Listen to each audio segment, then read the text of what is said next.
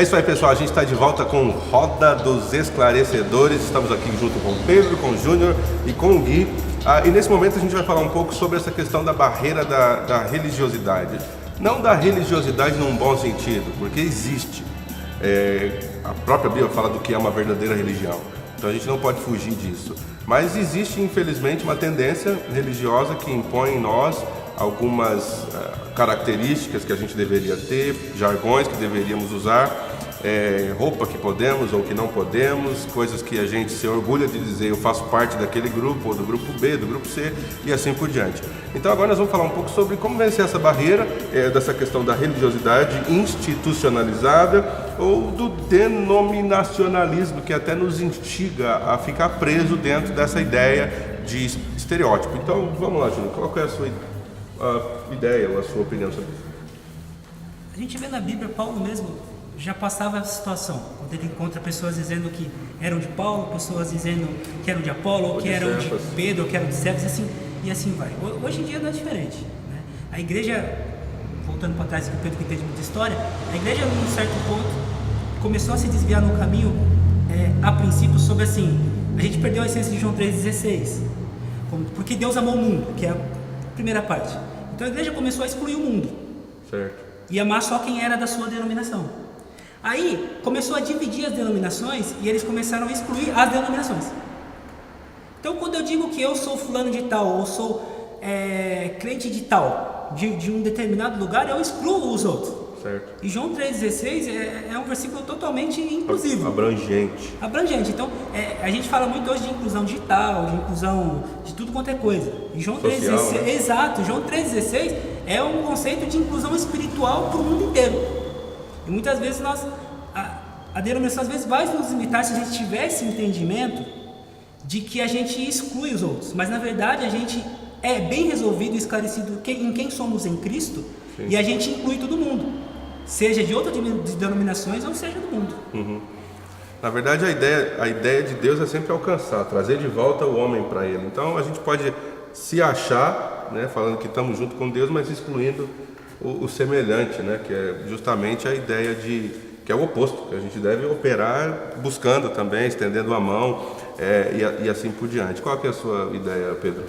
Se vocês me permitem, eu vou conceituar algumas coisas aqui para a gente não ficar perdido, não que eu saiba, mas assim, um plano de fundo. Estou entendendo. O que significa religião? Religião, ela tem 3 significados. A palavra é uma palavra que vem do latim, religione, religare, que significa você se religar a Deus, ou você fazer uma releitura de alguma coisa, no nosso caso, uma releitura do texto sagrado.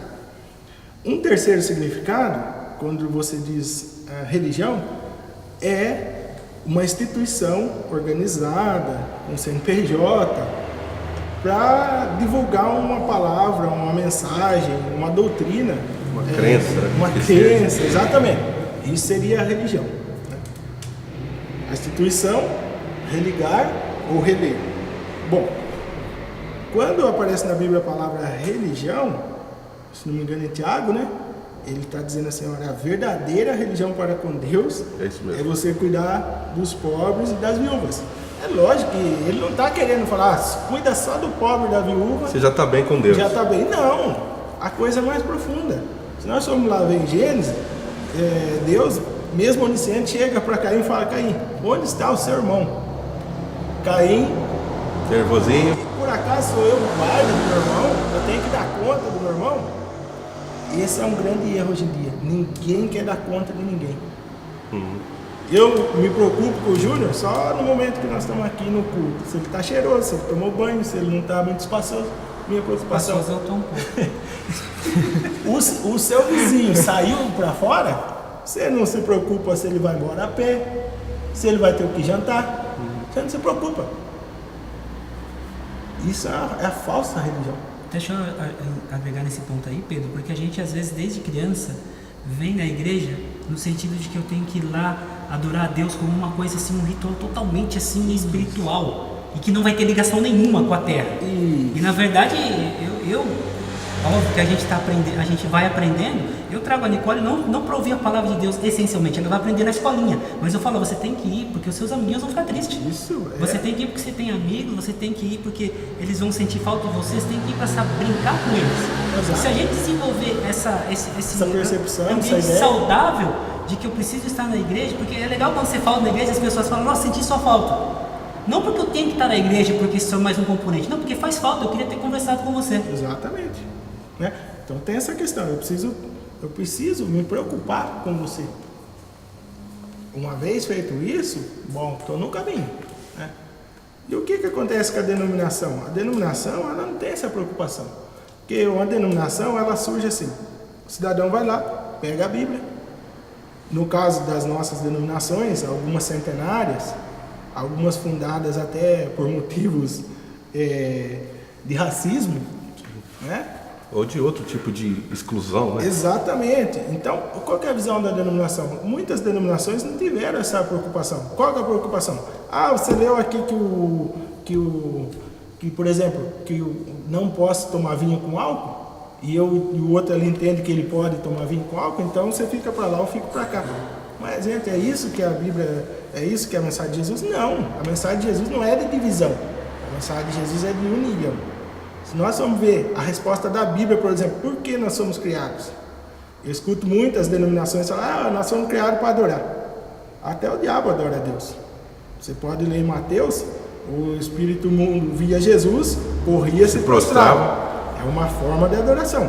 Se você for ver a primeira vez que a palavra adoração aparece na Bíblia, não está na ideia de serviço, né? Abraão vai levando o seu filho para sacrificar. Para os seus empregados, ele fala assim, nós vamos até ali adorar e voltaremos. Mas o seu filho sabia que ele estava indo para ser sacrificado. E lá em cima, acontece que acaba não sendo sacrificado. Mas o que está sendo testado em Abraão ali? A obediência. Né? O sacrifício já tinha sido feito. A partir do momento que você obedece a Deus, você já apresentou o seu sacrifício. E foi totalmente o oposto ao que Saul fez, né? Porque foi ele perde o reino quando ele devia sacrificar e não sacrificar. Ele quis dar sem obedecer. Ele não foi exato. A obediência é o sacrifício perfeito. Tanto é que Jesus fala, olha, não é Jesus, é a Bíblia que diz que Deus está mais preocupado com a nossa obediência do que com o sacrifício.